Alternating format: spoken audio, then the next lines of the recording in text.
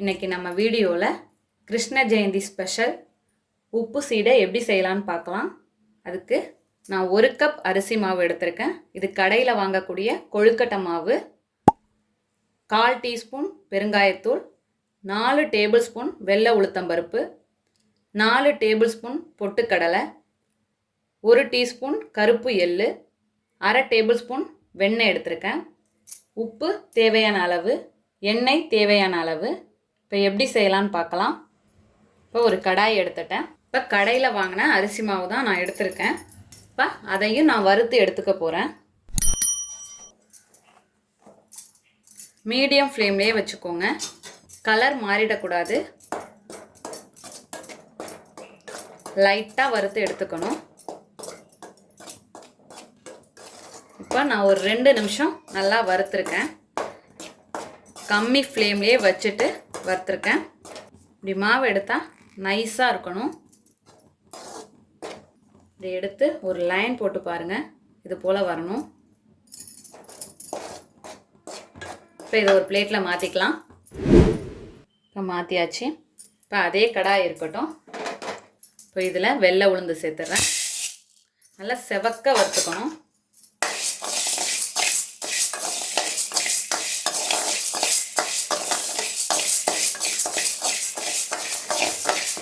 நல்லா வறுபட்டுடுச்சு. நல்லா செவக்க வறுத்துருக்கேன். இந்த அளவுக்கு வறுத்து எடுத்தால் தான் நல்லாயிருக்கும். இப்போ இதை ஒரு பிளேட்டில் மாற்றிக்கலாம். இது ஆறட்டும். ஆறுனதும் மிக்ஸி ஜாரில் சேர்த்து பவுடராக்கி எடுத்துகிட்டு வந்துடலாம். ஆறட்டும். இப்போ அதே கடாய் வச்சுக்கோங்க. இதில் பொட்டுக்கடலை சேர்த்துலாம். இதையும் நல்லா செவக்க வறுத்துக்கோங்க.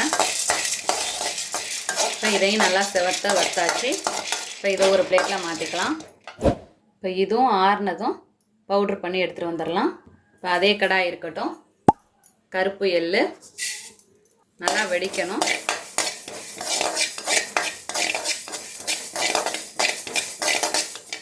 இப்போ வெடிச்சிருச்சு.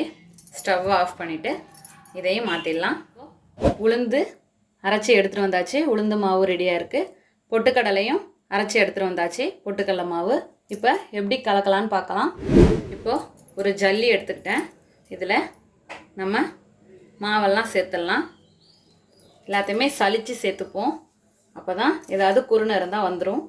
இது நம்ம வறுத்து வச்ச பச்சரிசி மாவு.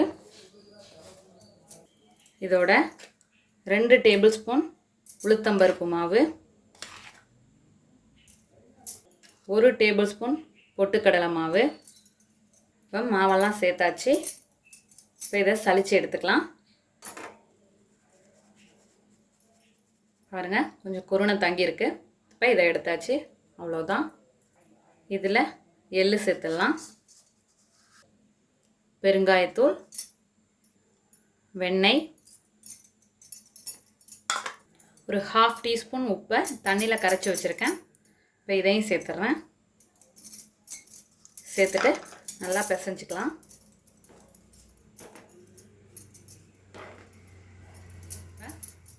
எல்லாத்தையும் சேர்த்து கலந்தாச்சு.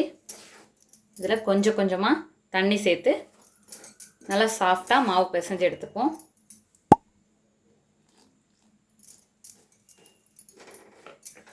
இப்போ எனக்கு 1 கப்புக்கு கொஞ்சம் கம்மியாக தண்ணி, 3/4 கப்புக்கு கொஞ்சம் அதிகம், அந்த அளவுக்கு தண்ணி நான் எடுத்திருக்கேன். இந்த மாவு பிசைகிறதுக்கு. நல்லா சாஃப்டாக இருக்கணும். லைட்டாக கையில் எண்ணெய் தொட்டுட்டு 2 கையும் எடுத்து உருட்டணும்னு அவசியம் இல்லை. இது போல் லைட்டாக, ரொம்ப அழுத்தி உருட்ட வேண்டியதில்லை. இவ்வளோ லைட்டாக கொஞ்சம் சின்ன சின்னதாகவே உருட்டுங்க. இது போல் உருட்டி எடுத்துடலாம். இப்போ எல்லா மாவையும் உருட்டி எடுத்துகிட்டு வந்துடுவோம்.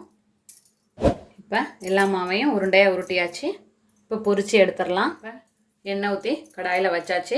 எண்ணெய் கரெக்டான சூட்டில் இருக்குது. ரொம்பவும் சூடாக இருக்கக்கூடாது. சீடையெல்லாம் பொரிச்சிடலாம். கொஞ்சமாக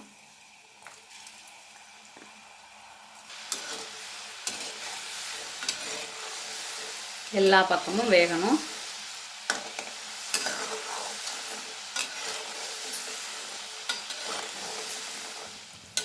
உப்பு சீடை ஒயிட்டாக தான் இருக்கும்.